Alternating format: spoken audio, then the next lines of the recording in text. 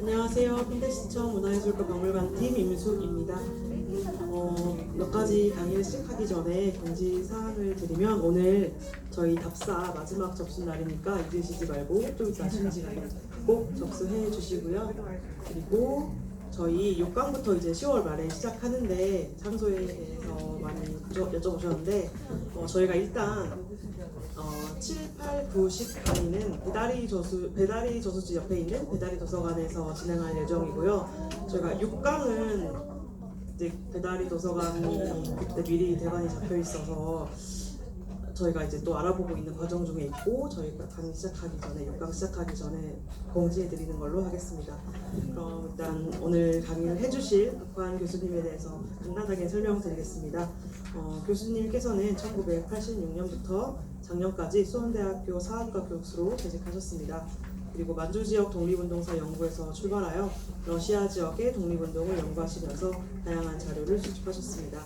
그리고 국내에서는 경기도 지역의 민족운동에 관심을 가지고 연구해 오셨으며 역사 속 잊혀진 독립운동가들을 재조명하여 학계에서 권위를 인정받으셨습니다. 그럼 박환 교수님을 큰 박수로 모시겠습니다.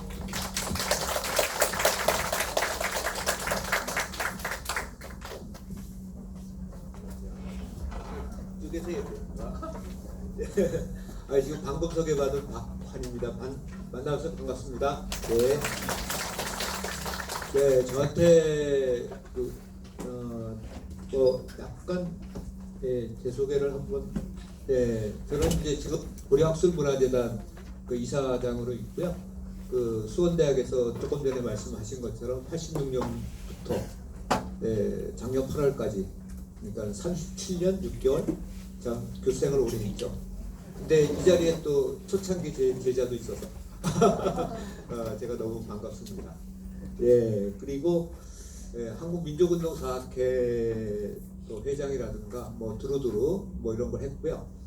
그리고 경기도 쪽과 관련해서는 이제 제가 경기도 문화재위원이라든가 해서 또 지역사, 주로 이제 제가 국내는 주로 경기도 쪽을 했고요. 해외는 이제 중국, 러시아, 중앙아시아, 이런 쪽, 주로 해외 쪽도 좀 이렇게, 그래서 국내외를 좀 걸쳐서 이렇게 하는 사람인데요. 사실은 이제 오늘 평택 지역의 독립운동이잖아요. 그래서 제가 이제 또 평택 쪽도 이제 3.1운동이라든가 기타 좀 했고, 또 평택의 이제 사진들에 대한 또 강연도 한 적이 있습니다. 그러니까 일제시대라든가 초창기 사진들. 그리고 또 지금 현재 평택에서 박물관대학 여러분 또 교육과정인데요. 평택의 이제 유물들 심사, 유물 구입 심사라 그럴까요? 이런 거를 한 4, 5년 하고, 또 경기도 쪽에 평택의 이제 문화재 관계라든가 해서 이제 조금 이쪽을 이제 두루두루 하는 사람입니다. 그런데 그래서 이제 제목이 평택의 이제 항일독립운동인데, 그래서 이제 주최 측 쪽에 좀 여쭤보니까 제가 경기도도 하지만 주로 또 해외 독립운동을 하니까 평택 사람들의 해외 독립운동, 이런 주제는 이제 그냥 평택에 계신 분들이나 평택 지역을 연구하는 사람이 이제 강의를 해외 쪽은 좀 하는 분이 잘 없으니까 좀 해외 쪽, 평택 사람들이 해외에서 활동한 거, 그런 거를 좀 강연을 해주면 더 좋겠다. 그런 말씀이 계셨습니다. 그래서 강의 준비를 열심히 이제 평택의 3.1운동 등등 이런 걸 하다가 조금 바꿔서 평택인들의 해외 독립운동, 또는 해외 한인 디아스포라라 그럴까요? 하여튼 그런 쪽으로 강의 주제를 살짝 바꿔서 여러분하고 같이 보니까 무려 3시간이더라고요. 3시간에 걸쳐서 할 예정이고요. 그리고 이제 중간에 한 15분 정도 쉬는 시간을 갖고, 사실은 제가 50분하고 45분이나 50분하고 쉬고 그렇게 해서 강의안을 3개를 만들어 왔어요. 왜냐하면 평택 분들이 해외에서 활동한 것이 주로 이제 중국 본토 쪽하고 임시정부 쪽하고요. 그 다음에는 이제 만주 지역의 독립운동이거든요. 네, 그래서 그리고 이제 마지막으로 이제 첫째 시간에는 임시정부 쪽에와 관련된 거, 둘째 시간에는 만주, 셋째 시간에는 이제 다시 한번 평택분들을 해외에서 활동한 분들을 이제 재정리. 그래서 이제 강의안을 이제 3개를 해왔는데 쉬는 시간을 중간에 한번 갖자 그래가지고 그러니까 조금 이렇게 마지막은 이제 종합정리 쪽으로 가고 임시정부 쪽하고 이제 만주 쪽을 중심으로 해서 이렇게 강의하면서 그 평택인들이 활동을 집어넣어서 강의를 할 예정입니다. 근데 제가 이렇게 강의안을 준비한 이유는 그냥 이제 평택분들이 그 해외에서 만주에서 활동한 거 또는 뭐 상해에서 활동한 대표적인 분은 이제 여기 팽성 쪽에 이제 원심창 지사 같은 분이잖아요. 근데 그것만 또 이렇게 띄어서 이야기하면 뭐가 앞뒤가 없잖아요. 그렇죠?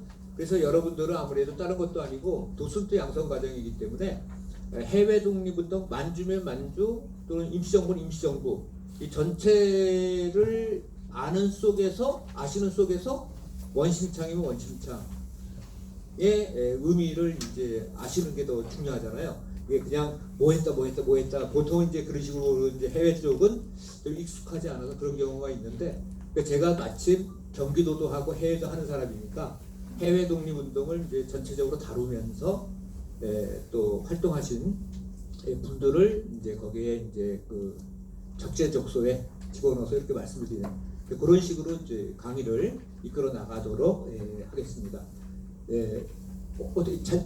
이게 사진보다는 제가 실물이 훨씬 안 생겼죠. 왜냐하면 이거는 저기 뭡니까 TV 출연할 때 분장실에서 분장을 하고 한 겁니다. 제가 이제 살짝 잘난 척하면 차이나는 클래스에도 출연했고요. 그다음에 이제 올해 6월달에는 이제 쌩과 함께 KBS 9 요거는 이제 그 최근에 6월에 한 겁니다. 그리고 역사전날 그날이라든가 등등 이런 데도 조금 출연했으니까 여러분들이 이제 유튜브에서 박항 교수 검색하면 나옵니다. 그러니까 좀 보셔도 좋고요. 그래서 이제 그 임시정부와 관련된 이야기를 살짝 좀 하려고 하는데 임시정부는 굉장히 중요한 의미를 갖습니다. 왜냐하면 임시정부를 구태하는 이유는 이 임시정부 쪽과 관련해서 평택 사람들이 주로 활동한 건요, 광복군에서 활동을 많이 하셨습니다. 광복군, 그 평택 분들이. 그러니까 광복군은 바로 대한민국 임시정부의 국군이죠. 그리고 그 광복군이 해방 후에 대한민국 국군이 됐거든요. 그런 측면에서 평택 분들이 그 광복군에서 활동했다는 것은 굉장히 중요한 의미가 있다. 그런데 광복군은 임시정부의 군인이고, 그죠? 국군이기 때문에 그 광복군을 이제 그 설명하기 위해서 임시정부에 대한 전반적인 걸 좀 말씀을 드리면서 광복군에서 활동하신 평택분들을 좀 말씀드리려고 한다. 이런 내용입니다. 대한민국 임시정부가 굉장히 중요한 의미를 갖는 건 딴 것이 아니라요. 3.1운동의 결과 만들어졌다는 거예요. 3.1운동. 1919년 3월 1일 만세운동이 있었죠. 우리 전국 방방곡곡에 있었습니다. 물론 평택에서도 또 3.1운동이 역시 있었죠. 근데 이 3.1운동에서 우리가 가장 중요하게 생각하는 것은 전민족이 참여한, 그 당시에는 지금 스마트폰 다 갖고 계시지만 스마트폰 그런 거 없었거든요. 그럼에도 불구하고 네트워킹, 연결에 고리를 연결시켜서 사람들이 전국 방방곡곡에서도 만세운동했고, 그리고 해외에서도 만세운동했습니다. 만주라든가 러시아라든가 또는 미주, 또 러시아 같은 경우는 저 멀리 바이카로스가 있는 이르크츠크에서도 만세운동이 있었습니다. 그 정도로 전국 방방곡곡에서 국민의 염원을 닮아서 만세운동이 있었는데, 그 결과 만들어진 것이 1919년 4월 11일. 예전의 교과서에는 여러분들이 배울 때는 4월 13일 날 임시정부가 만들어졌다고 되어 있습니다. 그런데 문재인 정부 때부터 4월 11일로 바뀌었습니다. 그래서 상하이에서 대한민국 임시정부를 만들었는데, 임시정부를 만들었다는 게 중요한 것이 아니라 임시정부가요, 민주공화제, 그러니까 이때까지 우리나라는 군주제였거든요. 게다가 고구려 신라 백제도 그렇죠? 진흥왕이라든가 신라, 고구려 광개토왕, 백제 근초고왕, 또 뭐 고려 왕건, 조선 이성계를 중심으로 해서 이 사람들 전부 다 왕이거든요. 왕이 나라의 주인이었는데 국민이 주인인 나라로 바뀐 것은 1919년 4월입니다. 처음으로. 그 민주공화제가 등장하는 것이 대한민국 임시정부이기 때문에 그런 측면에서 대한민국 임시정부는 굉장히 중요한데 그것은 3.1운동의 결과다.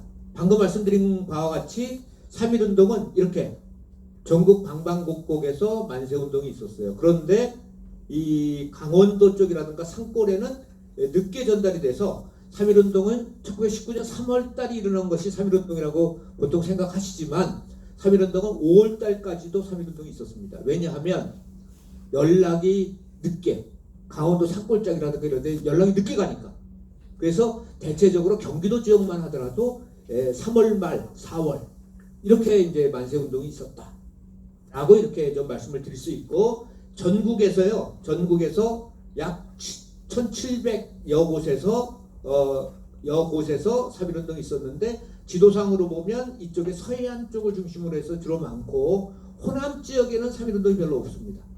왜냐하면 동학농민혁명 때 그리고 1905년부터 10년 사이에 남한 대토벌, 의병 토벌이 주로 호남 지역에 집중적으로 되어 있습니다. 그렇기 때문에 호남 지역에서는 3.1운동이 별로 없었어요. 오히려 1929년에 광주 학생운동 그때 이제 또다시 새로운 세대가 일어나서 호남 지역에서 민족운동이 이제 거세게 일어났다라고 이렇게 말씀을 드릴 수가 있겠죠. 네, 만세운동에 참여한 사람들이고요. 그래서 이 임시정부는 방금 말씀드린 것처럼 가장 특징적인 것은 그 대한제국은 황제가 다스리는 나라잖아요. 임금제자, 황제제자. 근데 대한민국, 민이 주인인 국가로 바뀌었다. 이게 핵심 포인트고요.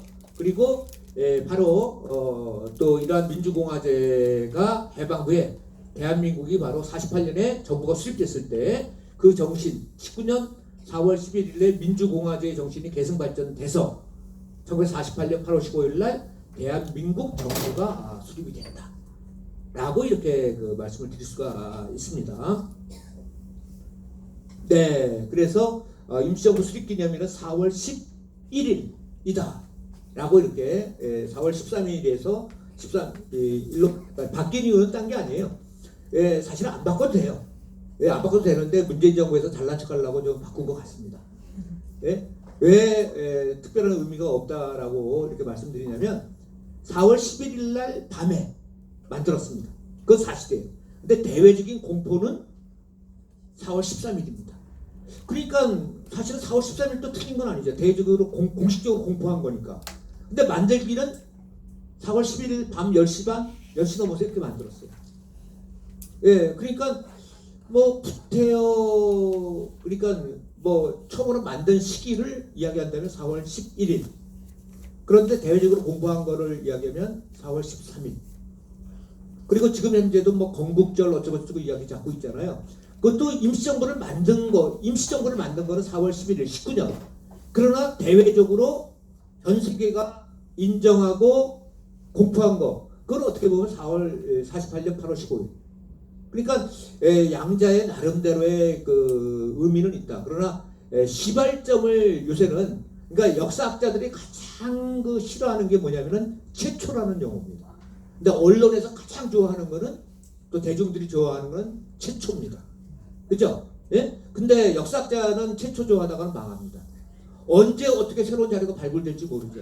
그러니까 역사학자들은 또 여러분 또 설명할 때 박물관에 설명하실 때 최초라는 표현은 조금 가능하면 상가하는 게 좋다. 왜냐하면 끊임없이 새로운 자료가 발굴되니까. 그러고 보니까 이제 여러분 보니까 이게 박물관이군요. 그죠? 도슨트. 제가 주로 하는 거는 이제 우리나라 근현대 박물관, 대한민국 역사박물관, 국립민속박물관, 지금 제가 또 국립해양박물관이 이번에 인천에서 곧 오픈합니다. 그 월미도 그 임사박물관 옆에. 그리고 국립항공박물관. 그런데 제가 다 위원입니다. 그러고 보니까 그 특히 이제 유물 감정 심사, 특히 이제 그 사진이라든가 책자, 예, 그런 거를 주로 하는데, 그리고 제가 전시 기획도 합니다. 그래서 만주라든가 러시아 쪽에 제가 전시 기획해서 만든 박물관들이 있습니다. 예, 그런데 그런 때에 따라서는 또 해설 같은 것도 하게 되는데, 방금 말씀드린 것처럼 해설할 때 최초라는 표현은 가능하면 상가하는 게 좋다라고 이렇게 말씀을 좀 드릴 수가 있겠습니다. 네, 그리고 여러분이 꼭 알아두셔야 될 것 가운데 하나가 가만히 있어보자. 이게 앞으로 가려면 이게 어쩌? 다 뒤로 가는 거죠 지금. 그러니까 앞으로 가려면 이게 앞으로. 그리고 이제 임시정부와 관련해서 1904월 11일 날 임시정부가 만들어졌다고 했는데, 그때 임시정부가 만들어졌지만 그때는 임시정부가요, 3.1운동이 딱 일어난 다음에는 임시정부가 여러 군데 만들어졌습니다. 국내외에서. 서울에서는 한성정부, 상해에서는 상해임시정부, 러시아 블라디보스톡에서는 대한국민의회라는 소비에트형 임시정부가 만들어집니다.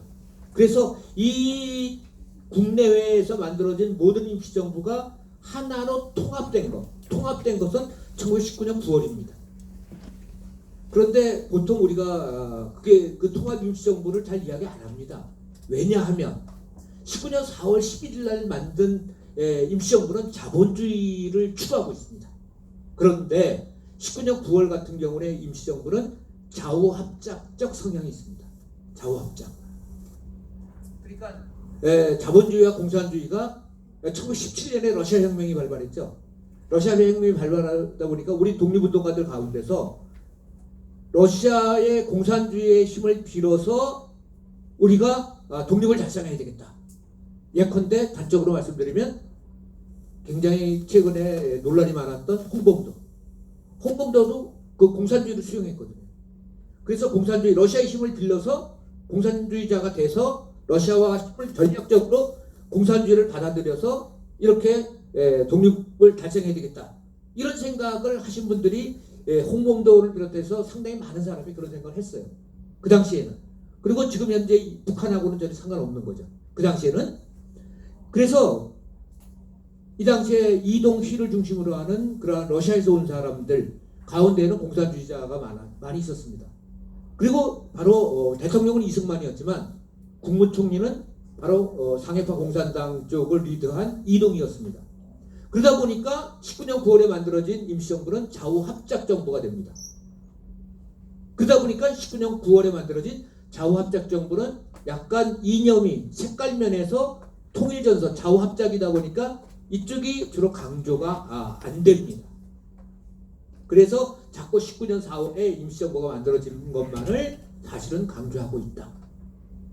그런데 이제 여러분이 해설할 때 뭐 사회주의 계통이라든가 등등 이런 거를 이야기하기 시작하면 괜히 이제 이야기가 이상하게 꼬일 수도 있으니까 구태여 이제 이렇게 일반적으로 이제 듣는 분들한테 그런 말씀을 할 필요는 없지만 사실은 이제 19년 9월하고 그리고요, 여기서 하나 더 말씀드릴 수 있는 것은 또 무슨 문제가 생기냐면은 임시정부를 설명할 때 1940년부터 45년 이때 임시정부가 어디 있었냐면 중정에 있었어요. 사천성 충칭 이쪽에 있었거든요.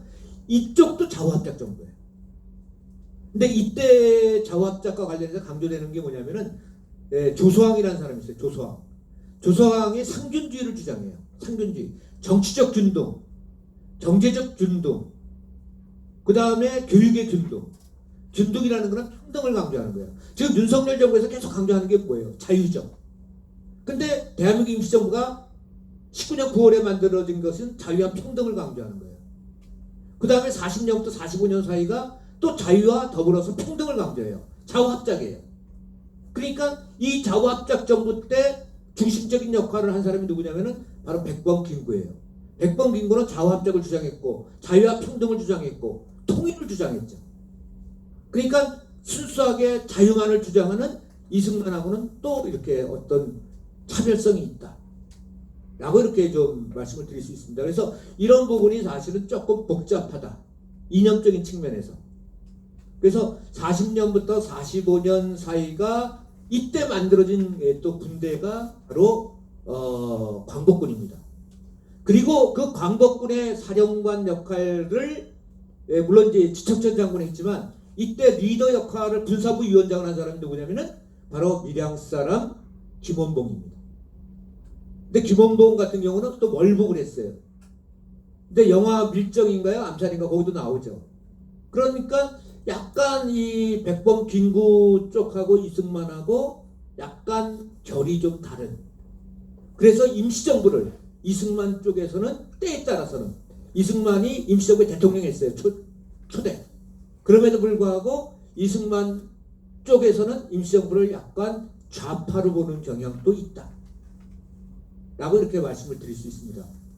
그 다음에 이제 임시정부와 관련해서 또 이야기될 수 있는 부분이 한 꼭지가 뭐냐면 그 임시정부를 어떻게 볼 것인가.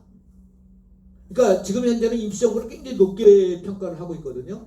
그런데 임시정부가 1919년에 만들어져서 45년 해방이 될 때까지 임시정부가 우리 독립운동의 대표적인 리더는 아니었어요. 1919년, 20년, 21년 때에 따라서는 22년까지도 리더 역할을 했다라고도 볼 수 있어요. 초창기에. 그리고 1940년부터 45년 사이에도 리더 역할을 했다라고 볼 수 있어요. 그런데 1923년부터 1939년까지 이때까지는 임시정부가 리더 역할을 제대로 못하고 일개 독립운동 단체에 그친 감이 있어요. 왜? 대중적 지지라든가 국민적 지지를 제대로 못 받았어요. 그래서 임시정부를 자꾸 이렇게 강조하는데 임시정부가 독립운동 전식에 있어서 우리 독립운동의 꼭 리더였는가? 중심 역할을 했나? 그것은 아니다라는 것이 학계의 일반적인 견해예요. 그래서 몰락한 임시정부를 새롭게 탁 띄운 게 누구냐? 바로 윤봉길이에요. 32년에 윤봉길 의거, 33년에 원심장 지사의 의거. 이것이 몰락하는 임시정부를 새롭게 독립운동의 구심점으로 올리는데 큰 기여를 했다. 라고 이렇게 좀 말씀을 드릴 수 있어요. 왜냐면 그 23년 1월달에 국민대표회의라는 게 있는데 그때부터 32년에 윤봉길 의거까지는 임시정부가 한해 일개 독립운동단체로 몰락했었어요. 32년, 33년에 윤봉길 의거, 원심장 의거 이후에는 40년에 중경에 가기 전까지는 끊임없이 일본군의 추적을 피해서 도망다녔어요.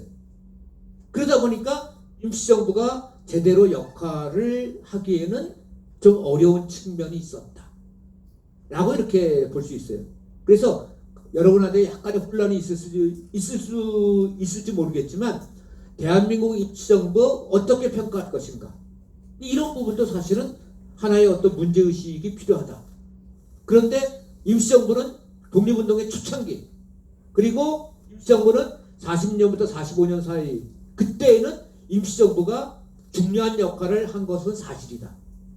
그 중간 시절에는 국민적 대중적 지지를 얻지 못하자 수많은 국내에 만들어진 다른 단체들이 국민적 지원과 성원을 받았다라고 말씀드릴 수 있습니다. 다시 한번 요약해서 정리하면 이 독립운동이라는 게요. 국민적 대중적 지지가 없으면 독립운동 단체들이 몰락을 합니다. 임시정부가 초창기에는 굉장히 그 의미가 컸어요. 왜냐하면 3.1운동의 열기 그리고 온 국민이 3.1운동 이후에 임시정부가 만들어졌을 때 곧 우리가 독립운동 즉 우리가 독립을 하는 줄 알았어요. 그렇기 때문에 대중적 지지를 엄청 보내줬어요. 대중적 지지를 딴 게 아니라 돈을 많이 보내줬어요. 상해에다가. 그러다 보니까 임시정부가 굉장히 활성화됐어요. 그런데 파리 강화회의에서 임시정부가 우리가 대한민국을 독립국가로 인정하지 않았어요. 그런데 임시정부에는 많은 사람들이 대통령이 되고 국무총리가 되고 장관이 됐어요. 근데 상해 임시정부에는 사실은 상해에 살고 있는 우리 동포들은 그 당시에 200여 명밖에 안 됐어요. 몇 명 안 되는데 전부 다 장차관이야. 그러다 보니까 또 독립도 안 됐어. 돈은 많이 들어왔어. 그러다 보니까 돈도 조금 약간은 흥청망청 썼어. 상해가 활락가예요. 대표적인 번화가예요. 국제적인 도시예요. 그러다 보니까 황포강 불빛을 바라보면서 맥주도 한 캔씩 하고, 프랑스 조개가 아주 멋져요. 그러니까 프랑스 조개 카페도 많아. 그러니까 카페 가서도 또 이렇게 차도 한 잔씩 마시고, 그러다 보니까 국내외에서 보는 동포들이 상해 임시정부 만들어 놨더니 장차관 권력 다툼만 한다. 지지를 안 해. 돈을 안 보내. 그러니까 어떻게 돼요? 임시정부가 몰락을 하는 거예요. 근데 윤봉길 의거가 일어났을 때 반짝. 그런데 원심창 의거 때도 반짝. 그런데 그 이후에 이렇게 그 한인들의 독립운동이 치열한가? 이거 꼭 잡아 족쳐야 되겠다.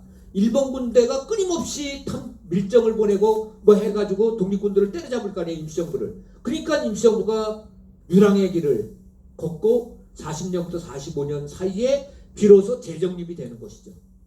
그러니까 우리 수많은 독립운동 단체들은 만약에 그 사람들이 피땀 흘려 그렇게 투쟁하지 않으면, 국민들이 외면하면 임시정부도 독립운동 단체도 활성화될 수 없다는 거예요. 오늘날 해방 이후에 대한민국이 현대까지 지금 오고 있잖아요. 그런 가운데도 예를 들어서 우리나라에 수많은 정권들이 들어서지 않았습니까? 그 정권들도 사실은 국민들의 지지라든가 여론이라든가 이런 데 굉장히 민감해야 되는 거죠. 독립운동도 똑같습니다. 대중적 지지가 없으면 안 됩니다. 청산리 봉오동 전투가 승리를 많이 이야기하잖아요. 그것도 3.1운동 이후에 1920년 6월하고 10월이거든요. 대중적, 만주에 살고 있는 수많은 동포들의 피땀이 어려서 봉오동하고 청산리 전투가 승리할 수 있었던 거예요. 그 사람이 가졌던 최신식 무기들이 있죠. 모신다강 소총이라든가 막신 기관총. 이거 동포들이 다 돈을 대서 국내외에 있는 동포들이 다 돈 대준 거예요. 왜? 곧 독립이 될 줄 알았거든. 그래서 대중적 지지를 보낸 거예요. 그래서 그 돈 갖고 무기를 했어요. 체코제 무기라든가 등등, 브라디보스톡에서, 러시아에서. 그래서 우수한 무기와 화력 또는 수많은 사람들이 주먹밥, 여인네들이 날라줬잖아요. 그러니까 이 독립운동이라는 것이 대중하고 이렇게 떨어져 생각할 수 없는 그런 부분이다라고 이렇게 말씀을 드릴 수가 있습니다. 그리고 이제 이렇게 말씀드린 것처럼 19년부터 32년까지 윤봉길 의거 또는 원심창 의거는 33년이거든요. 그때까지 의거가 있을 때까지는 괜찮았는데 그 다음에는 이제 그 한 8년간 항주라든가 유주라든가 장사라든가 중경에 정착할 때까지 계속해서 임시정부가 유랑을 했다. 그래서 40년부터 45년 사이에 안정된 그런 활동을 하게 되는데, 평택 사람들은 40년부터 45년 사이에 주로 중경임시정부에서 활동을 했다. 광복군으로서. 그리고 윤봉길 의거에 이어서 원심창, 그 다음에 이강훈, 그 다음에 백정기 이런 사람들이 남한인 청년연맹에서 의거를 추진했는데 윤봉길 의거는 성공했지만 원심창 의거는 사실상 뜻은 좋았지만 의거가 실행되지는 못했다. 그런데 이때 의거를 하기 위해서, 왜? 대중적 지지를 얻기 위해서 그런 투쟁을 했다. 그래서 원심창 의거는 팽성 쪽이시죠. 이런 윤봉길 의거와 관련해서 굉장히 주목되는 그러한 의거이다라고 이렇게 말씀을 드릴 수가 있겠습니다. 네, 이제 그리고 조금 전에 제가 40년부터 45년 민주사회주의 사회민주주의입니다. 이때 그 건국강령이라든가 조소왕의 상견주의, 정치, 경제, 교육의 균등, 민주사회주의, 사회민주주의, 자유합작적 성격이 있기 때문에 임시정부는 자유와 더불어서 평등을 강조한, 이것은 뭐 때문에 그러냐면은 1917년 러시아 혁명의 영향이, 그리고 우리가 약소민족이었잖아요. 식민지 지배를 받고 있었잖아요. 그렇기 때문에 우리나라의 지식인이라든가 이런 사람들 상당수가 사실은 사회주의에 동조하는 그런 분위기가 사실은 굉장히 강했다. 그러다 보니까 해외에서 독립운동을 하고 있던 임시정부는 중국 본토잖아요. 이승만 대통령은 미국에 있잖아요. 멀리 떨어진. 그러니까 그 사람은 자본주의라든가 순수 자유를 주장하는 거예요. 주장할 수 있었어요. 그런데 이 중국이라든가 이런 데는 국공합작이라든가 장개석 군대라든가 마오쩌둥 군대라든가 이게 치열하게 싸우는 데죠. 싸우는 현장들이죠. 그러니까 이쪽은 사회주의 역량이 상당히 좀 셌고, 사회주의 역량이 센 그런 지역에서 있었던 것이 바로 임시정부입니다. 그러니까 임시정부는 어쨌든 간에 좌익이건 우익이건 독립운동을 할 수 있도록 독립을 달성하고 있도록 이게 통합하고 모으는 그런 역할을 하려고 하다 보니까 자유를 주장하는 팀, 평등을 주장하는 팀을 묶어서 공통분모로 자유와 평등을 함께 어우르는 그런 쪽의 노선을 지향했다. 라고 이렇게 말씀을 드릴 수가 있겠습니다. 네, 임시정부. 그래서 임시정부가요, 19년 4월 달에 처음으로 만들어졌을 때 우리 수많은 동포들이 돈도 많이 갖다 줬을 거 아니에요. 그러니까 이렇게 좁은 집, 큰 집을 빌렸어요. 그래서 여기 이렇게 태극기도 있죠. 그리고요, 이 앞에는요, 이 앞에는 정원도 있고요. 이 앞에는 인도 그 용병들이 또 이렇게 경비를 쓰는 그러한 어떤 임시정부가 대중적 지지라든가 국민적 성원을 받아서 임시정부가 오면서 굉장히 컸다라고 말씀드릴 수 있습니다. 제가 이 말씀을 드린 이유는 1926년부터 32년까지 임시정부가 몰락했던 시절에 임시정부 총사가 지금 현재 상하이에 남아 있습니다. 그래서 여러분들이 만약에 상하이 갔다 오신 분들도 많이 계신데 상하이에 가서 관광을 가면 임시정부 총사를 가거든요. 거기는 임시정부가 조금해요. 왜? 1926년부터 32년 사이에 대중적 지지, 국민적 지지가 없을 때, 몰락했을 때 임시정부 총사만이 지금 현재 남아있는 거예요. 그러니까 그 임시정부 총사를 보고 사람들이 왜 이렇게 조금해? 뭐 이렇게 이제 생각하시거든요. 근데 가이드들이 이게 26년부터 32년 임시정부가 몰락했던 시절의 임시정부 건물이다라고 이야기는 안 해요. 그러니까 임시정부가 이렇게 조금해 이렇게 생각하시는 분들이 많다. 그러나 대중적 지지가 있었을 때 한참 잘 나갈 때 속된 말로 그럴 때는 이제 그 임시정부 총사가 정원도 있고 경계병도 있고 또 건물도 크고 또 제일 번화가에 있고 근데 그랬다라고 이렇게 좀 말씀을 드릴 수 있습니다. 상하이 갔다 오신 분들 많이 계시죠? 안 갔다 오셨어요? 다 갔다 오셨죠? 그러니까 거기가 그런 곳이다 라고 이렇게 이해를 하시면 되겠습니다. 네, 상하이 황포강. 상하이는 특히 황포강 쪽에 이제 이 야경이 좋죠. 네. 네, 상해 임시정부가 지금 현재는 이제 사실은 여기가 임시정부로 돼 있는데 요 건물하고 요 방 두 개 있죠? 위아래. 요거가 사실은 임시정부예요. 26년부터 32년까지 있었던 마장로 청사거든요. 그러니까 여러분들이 이제 가시게 되면 이게 보경리라고 돼 있는데 이쪽을 주로 가시게 된다라고 이렇게 말씀드릴 수 있습니다. 네, 임시정부 이렇게 돼 있습니다. 그리고 이제 그 26년부터 김구가 그 저기 책임자였거든요. 그때 이제 이렇게 돼 있습니다. 그리고 상하에 가시면은 이제 아까 윤봉길 의거를 말씀드렸잖아요. 그러니까 윤봉길 의사의 의거가 임시정부를 이제 그 김구 선생이 그 한인 애국단을 했는데 그때 이제 이봉창 의거라든가 윤봉길 의거 뭐 이런 쪽을 이제 한 거죠. 그리고 윤봉길이 의거를 한 홍구공원은 지금 현재 중국의 대문호 노신의 이름을 따서 노신공원으로 이렇게 지금 현재 되어 있습니다. 네, 그리고 이제 이렇게 의거 현장이 되겠고요. 그리고 조그맣게 이제 기념관도 지금 상해 홍구공원, 지금 노신공원에 이렇게 지금 만들어져 있습니다. 그리고 아까 이제 32년에 윤봉길 의거가 있었다 그랬잖아요. 그 윤봉길 의거를 모방해서 대를 이어서 뭔가 국민들에게 다시 한번 경각심을 일으켜야 되겠다. 거기에 이제 핵심적인 역할을 한 것이 바로 원심창 지사입니다. 팽성 사람. 그리고 그때 이제 원심창이 주도인데 그때 이제 의견을 같이 한 사람들이 강원도 철원 그쪽에 사람인 이제 이강훈 지사라든가 전북 정읍 사람 백정기라든가 이런 사람들이 함께 상하이에서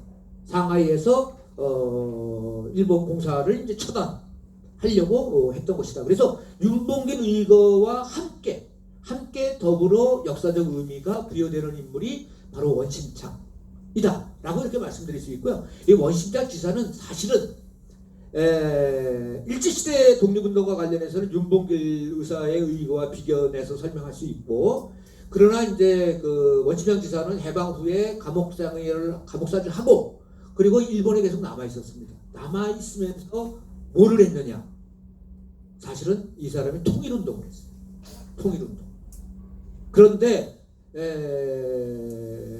이분이 그러니까 남과 북, 북과 남의 통일운동을 주장했지 않습니까? 근데 이승만 대통령 같은 경우는 무력 통일을 주장했거든요. 무력 통일, 북진 통일. 근데 원심장 지사 같은 경우는 평화 통일을 주장한 사람이에요. 그러다 보니까 사실은 이승만 정부에 의해서 오히려 좀 뭐랄까 저평가된 인물이 바로 원심장 지사다라고 이렇게 말씀드릴 수 있고, 원심장 지사 같은 경우는 독립운동, 일제시대 때에는 독립운동, 해방 후에는 통일된 그 조국건설, 한마디로 통일운동을 지향했던 그런 인물이다라고 말씀드릴 수 있습니다. 그런 측면에서 원심장 지사 같은 경우는 독립운동을 이어 통일운동까지 전개했던 일본에서 있던 인물로서 특별한 역사적 의미를 갖는다 라고 이렇게 좀 말씀을 드릴 수가 있는 것이죠. 여기 이제 6.3정 의거는 1933년 3월 17일 날 있었죠. 그리고 윤봉길 의사 의거는 3월 12일 날 있었습니다. 그래서 그 당시에 사실은 이제 돈을 좀 갖고 있고 또 인력이라든가 여러 가지 이제 그 비밀 네트워크 조직을 갖고 있던 데는 어디냐면은 백범 김구의 임시정부입니다. 그렇기 때문에 그때 이제 그 원심장 지사가 소속된 단체는 남화 한인 청년연맹입니다. 남화 한인 청년연맹은 남쪽 남자에다가 중국 할 때 화자. 그러니까 남쪽에 있는 중국, 남화 이 청년동맹, 남화 한인 청년연맹 거기 소속입니다. 그런데 이 원심장 지사의 특별한 의미는 아나키스트입니다. 무정부주의자. 그러니까 이제 제가요 잘난 척을 살짝 하면 한국에서 최초로 이제 아나키즘을 연구했고요. 그래서 2005년도에 제가 식민지 시대 한인 아나키즘 운동사라는 책을 썼습니다. 그리고 제가 바로 원심창, 이강훈, 백정기 이런 분들에 대해서 남한인 청년연맹 제가 이제 처음으로 이제 또 그 논문도 썼고요. 그런데 그 아나키스트들은 좀 그런 것 같아요. 제가 이제 솔직하게 말씀을 드리면 이상주의자들이에요. 약간. 그러니까 현실론자보다는 그러니까 순수한 열정 있죠. 열정, 순수한 아주 이상주의. 근데 그 지금 현재도 아나키즘 같은, 근데 이 아나키스트들은요 공산주의하고는 또 적대 관계예요. 공산주의자하고. 그러니까 아나키즘은 약간 사회주의예요. 그렇지만 이 사람들은 공산주의의 어떤 절대 권력이라든가 독재라든가 이 철저히 반대하는 사람이에요. 모든 사람이 평화롭게 행복하게 평등하게 사는 거 이렇게 추구하는 사람들이에요. 그러다 보니까 순수해요. 현실 감각은 좀 오히려 떨어져. 그러다 보니까 이분들은 또 공산당하고는 또 반대예요. 그래서 일제시대 독립운동할 때는 아나키스트들이 대체적으로 민족주의와 연합전선을 펴요. 그리고 해방 후에도 대한민국으로 들어와요. 그래서 대한민국에서 독립유공자로 포상을 해요. 그리고 이제 북으로 가는 경우에는 전부 다 숙청당해요. 그러니까 아나키스트들이 북으로 간 케이스는 거의 없어요. 최초의 아나키스트라고 이야기하는 유명한 박열 같은 경우는 납북당했습니다. 6.25 때. 그러니까 자진해서 북으로 간 사람은 없어요. 왜냐하면 북으로 가면 공산당한테 바로 죽으니까. 그래서 요새 이제 뭐 광복회니 뭐 좀 시끄럽잖아요. 그때 계속 막 이렇게 하는 사람이 우당 그 저기 이종찬 씨잖아요. 이종찬. 이종찬 씨 할아버지가 바로 아나키스트예요. 우당 이회영. 그리고 이회영하고 연맥을 갖고 있는 사람이 바로 원심창이다라고 이렇게 말씀드릴 수 있습니다.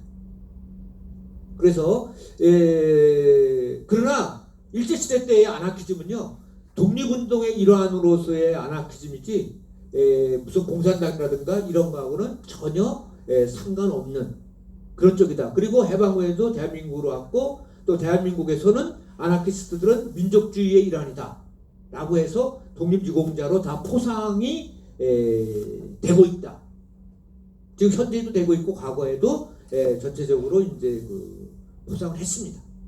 뭐 이런 건 잘 대외적인 뭐 대외적으로는 대외이지만 제가 30년 동안 계속해서 독립유공자 포상 심사를 하고 있는 사람입니다. 그러니까 이제 누구보다도 정확하게 팩트로 이야기할 수 있다라고 말씀드릴 수 있죠. 원심장 지사 나중에 돌아가실 때는 보니까 뭐 굉장히 보니까 이제 좀 퉁퉁해졌더라고요. 보니까 사진을 보니까 그래서 이제